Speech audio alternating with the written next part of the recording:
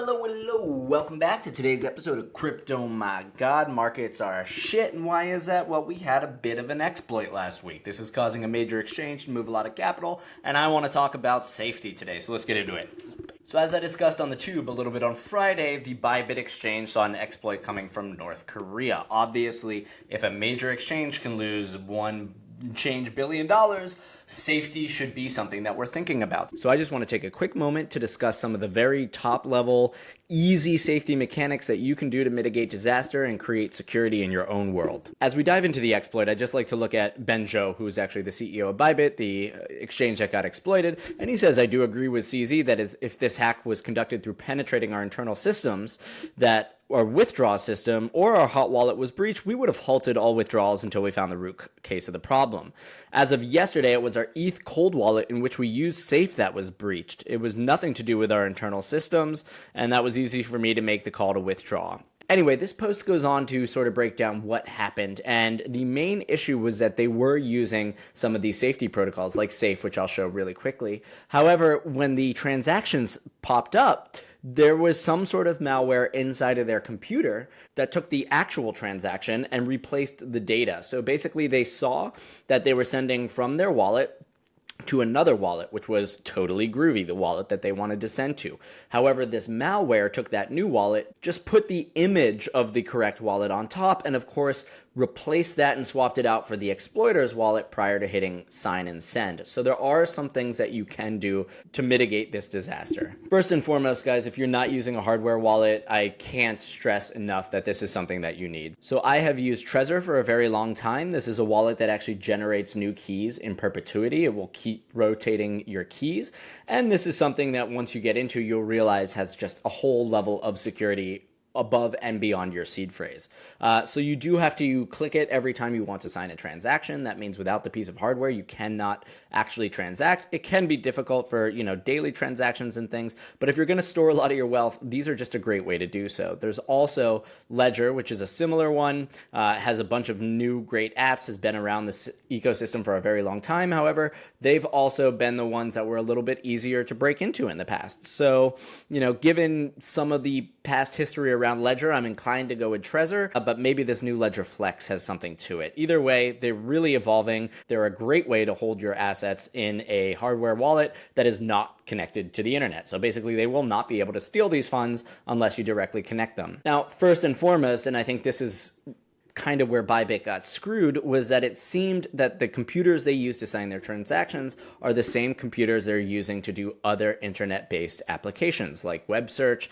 If you're going to log into pornography, anything not safe for work, you definitely want a separate machine. So one of the simplest things you can do to protect your neck is honestly just go buy a cheap Chromebook, right? You're basically looking at a unique computer that will mostly live in your closet, and you're only going to use this to sign transactions, whether that be with your hot wallet, so like a MetaMask or a Phantom wallet, or those Trezors or those Ledgers.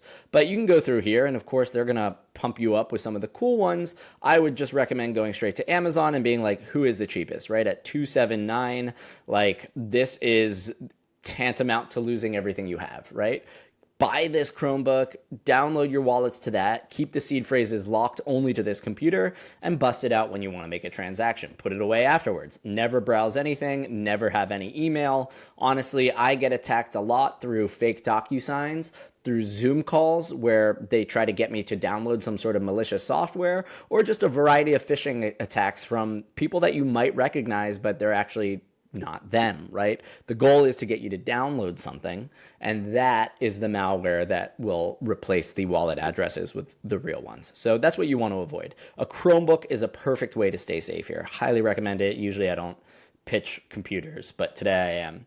Now, if you're in the Ethereum world, you happen to hold a lot of EVM assets, whether that be stable coins on ETH, Ethereum itself, probably holding less of that these days, or a variety of other chains, there is a way to use a safe. What this does is it actually requires multiple account signers in order to operate a single wallet. So think of it this way. You could break up your core wallet to require a 2 of 3 multi-sig, right? A 3 of 5. That's how you want to think of it. You can make as many signers as possible, but you could use a Trezor or a Ledger hardware wallet to be a single signer. You could use your phone as another signer. You could use the Google Chromebook as a third signer. And again, you would need 2 out of the 3 in order to send a transaction. So this is another way to just sort of break up the authority around your wallet. It's a really useful tool. Now, one thing I do want to take into account, and this is probably the simplest way to do it, is let's make some of these crazy computer signatures human readable. So I'm here with Pocket Universe. I did some research before the pod. I used to use Fire, but Pocket seems to be getting the best reviews.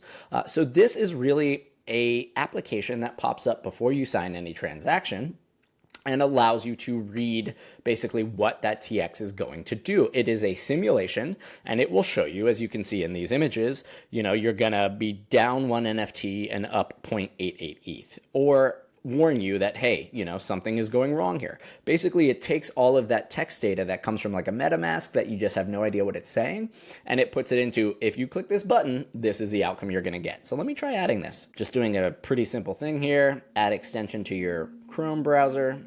And I would not recommend using Chrome as it does have a lot of exploits. I'm using Brave browser, which is a little more privacy centric, but Chrome has been proven to be exploitative in the past. Just a heads up. Great. Understand what you're signing, right? This is what we're looking to get to, right? Is this contract trusted? Which assets are being moved? Do you want to sign with your wallet? This is all very useful. Get scam warnings. Look, the signature trades away your assets to a specific wallet with nothing in return. How useful is that kind of stuff? Get covered up to 20,000. Wow, we're confident in our security, so confident that you'll get money back. All right, cool. The confirmation was a little confusing, but I believe I have it installed. Let's give it a try. So I'm here on Aerodrome Finance, which is an AMM on Base, an easy way to swap things on Ethereum for cheap, for fast. I'm looking to take 2 USDC here, $2. I'm gonna really get 199 out of it, and I'm gonna swap into ETH for this very small amount of ETH, but it's basically the same amount in dollars. So let me go to allow USDC and look at this. Boom, Pocket Universe pops up, simulation, give approval to withdraw 2 USDC. That's what I'm approving to my wallet right now. I'm gonna do that, moves over to my MetaMask, and boom, I get the spending request and I hit confirm. So that's pretty cool. Pocket Universe protects me before I even get the pop-up to send the transaction. Now let's do the actual swap. We should have a very similar effect happening from Pocket Universe. Boom, here's what's I'm interacting with this contract address, which is the AMM up here, this 0xCB4. For 2 USDC, I'm going to get that ETH. I'm covered up to 20K. That's actually amazing. Let's go continue. And boom, my MetaMask pops up and I hit confirm. How about that? And now my swap should be going through. Boom, swap 2 USDC for a minimum of the ETH. Here it is, USDC, and of course, if I want to see it on the chain, I can go to the base scan. It is a success. It's a call to execute this function on Aerodrome Universal Router. I interacted with the router and I swapped 2 USDC here into Ethereum. Boom. So there we go. We've now gone through some different ways to add security around what you're doing already on chain. I highly recommend that you take all of the steps from the Chromebook to the hardware wallet to the Pocket Universe protecting bot. Any kind of safety that you can add. I mean, these are all very light lifts. At max, you're looking at like, $400 in a spend between the hardware wallet and the computer, all to save everything that you have. So if you make any meme coin profits, if you make any profits at all, I do recommend that this is the first step forward. And guys, as always, have fun and good luck out there. I'll see you tomorrow.